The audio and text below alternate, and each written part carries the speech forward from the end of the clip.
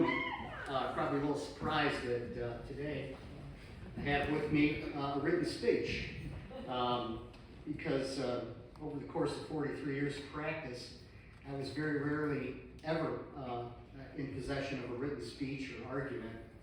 But these days, I'm told that for older presidents such as myself, following a script is an important and very good thing.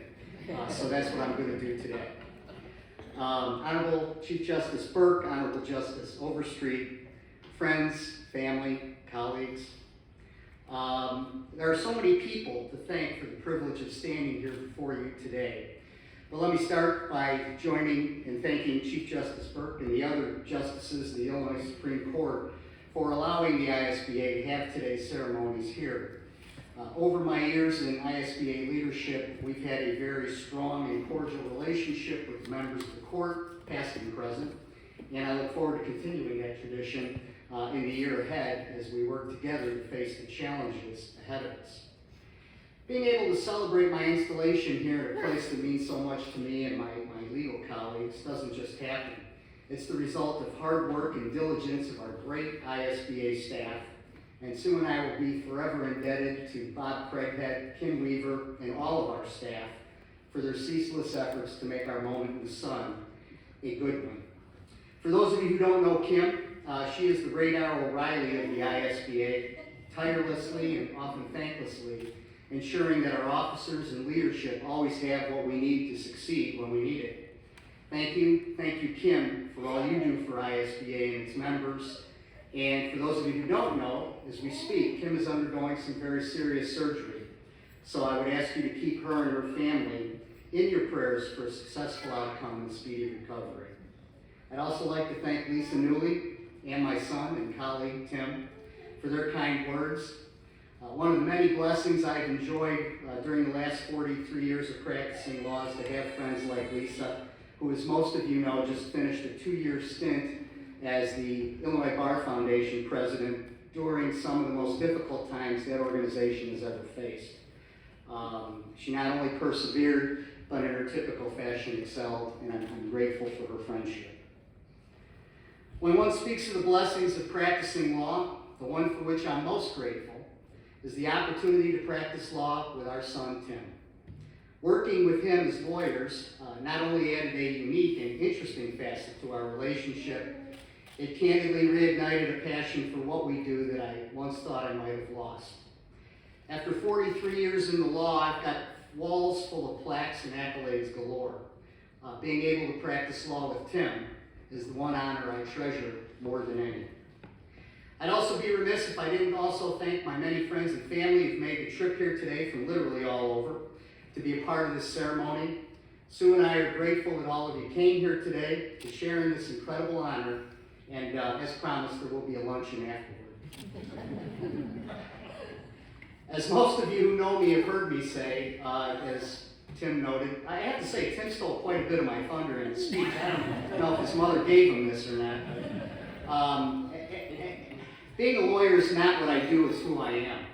And at the risk of stating the obvious, the ability to stand before you today as the 146th president of the ISBA is an honor beyond any I've ever before received, and one that, quite frankly, until recently was more a dream than an aspiration.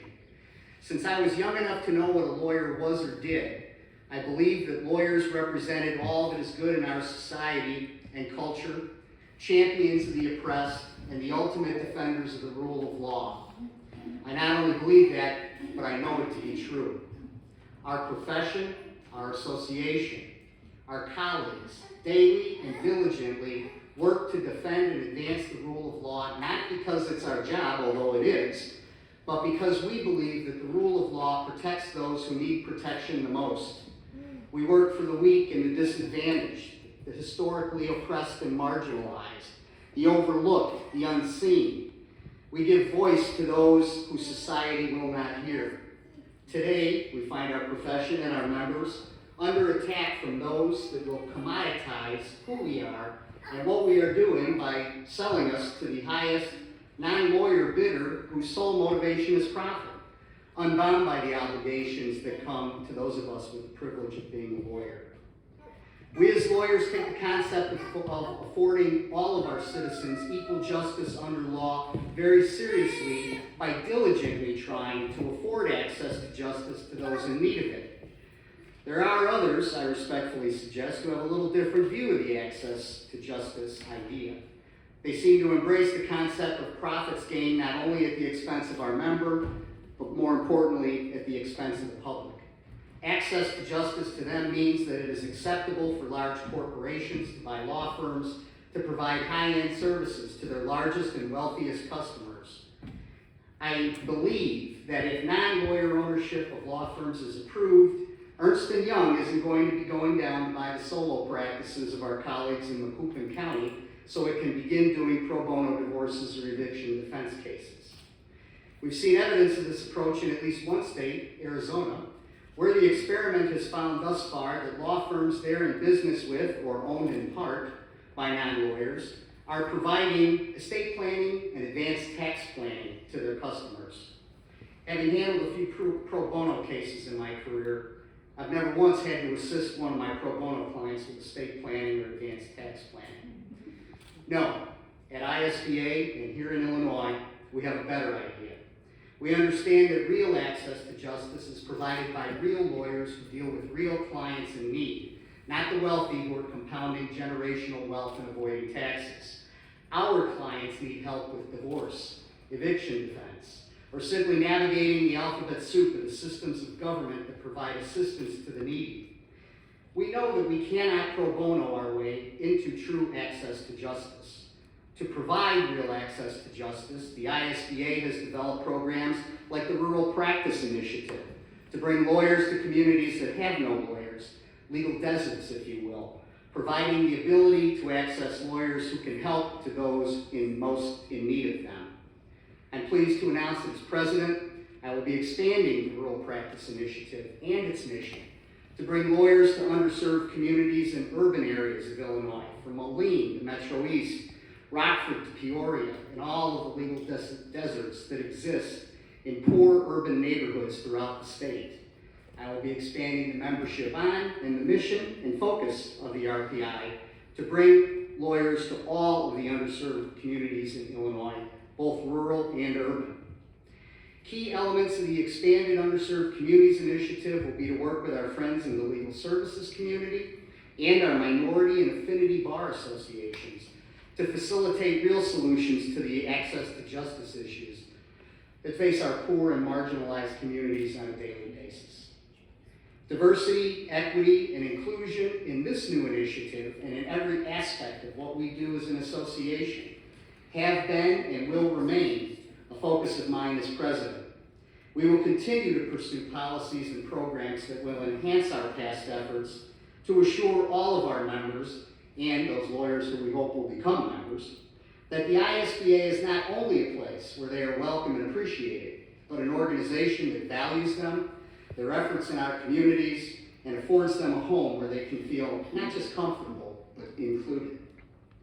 As leaders, my fellow officers and our leadership recognize that when we work together to address problems that clients throughout our state are facing, regardless of where they might live, we can make a difference. As the premier Bar Association of Illinois, we can bring the lawyers of our state together with their many diverse backgrounds, members and non-members alike, to share their experiences and knowledge and facilitate problem solving without dictating methods or outcomes. In other words, working in true partnership and cooperation to overcome issues that might exist between us so that together we can create a new commitment to provide the best legal services possible to the citizens of the state of Illinois. I'm not Pollyanna, and I know that the path forward will not be easy. We face many challenges on many fronts, and new ones present every day, such as the recently made proposal to eliminate state restrictions on the practice of law so that any lawyer properly licensed in one state can practice in all 50. As we find our way out of the pandemic, I look forward to working with our court and my colleagues to face these challenges. Finally, I need to honor the two people in my life who've previously been introduced to you, without whose love, encouragement, and support I would not be standing in front of you today. My mother was so excited when I was elected third vice president and so wanted to be here today for the ceremony Unfortunately, she passed away shortly before the pandemic began. And while I think of her every day, particularly today, I think of a single mom long before that term was invented and how hard she worked to make it possible for me to succeed. I stand here today because of my mother, a strong, intelligent woman who could have been here instead of me had she been born 50 years later. But I know that she is happy that today it's as possible for her 3 great-granddaughters to someday stand here before you as she is proud that I am. And then there's Sue. If it weren't for Sue and our kids, for the 50 years we've been together, she has never, ever once wavered in her belief in me and her unquestioning support for whatever I said I wanted to do, no matter how crazy or harebrained of an idea it might have sounded. Actually, there was that one time when we were seniors at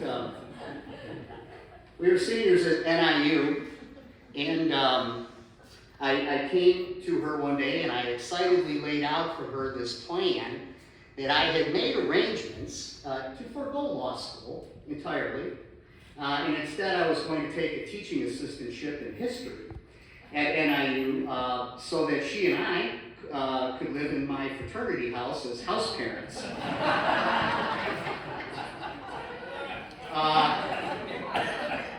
I guess as always, she was right about that one too. And so here we are. For 50 years, through the ups and downs, we've done it all together. And here today is the approbation you have earned, Madam ISBA. Thank you, dear.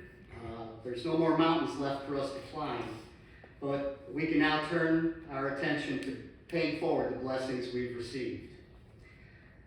I am humbled by the opportunity and honor of being your 146th ISBA president, and I thank you all for sharing this moment with us.